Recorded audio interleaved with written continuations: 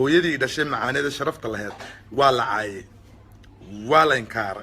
وفقش بالي قلت الماما لكن هو يشرف الله دشين الحمد لله. kulanti wacan daawadayaal halkan waa channelka dabagalka wararka oo ay idin warbarateen warar xiiso leh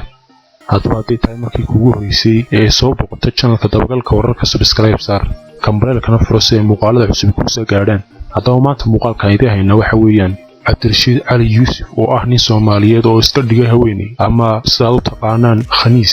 ayaa waxa uu xalay ku dhintay waddanka Finland isagoo ugu dhintay cudurka coronavirus wararkan ay soo xaqiijiyeen dadka ag dhow isaga ayaa waxa ay sheegayaan inuu xalay u dhintay COVID-19 haddaba cudurkan oo aan qofna u aabayeelin ayaa xalay waxa uu dhintay Cabdirashiid Cali Yuusuf oo ah Soomaalida luntay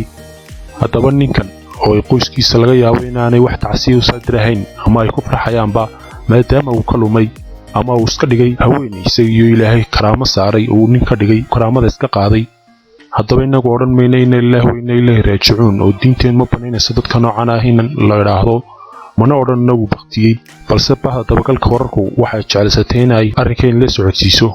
haddaba sanadadii ugu dambeeyay oo la arkay rag badan oo Soomaaliya oo isku bedelayay haweeney ama iska dhigay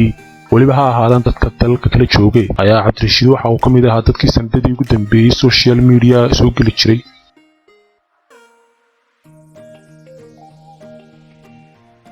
هو يدي دشين معاني ده شرفت الله ولا عاي ولا إنكار وفقش بالي قلت الماما لكن هو يشرف الله دشين الحمد لله. daawadayaal muuqaalkani maanta inta ayuu inuu weegyahay ha iloobina channelka dabagalka wararka subscribe saarto kambalelkana furato si aad noogu xidhnaato wararka xiisaha leh aan soo dhigno maalin kasta waa inoo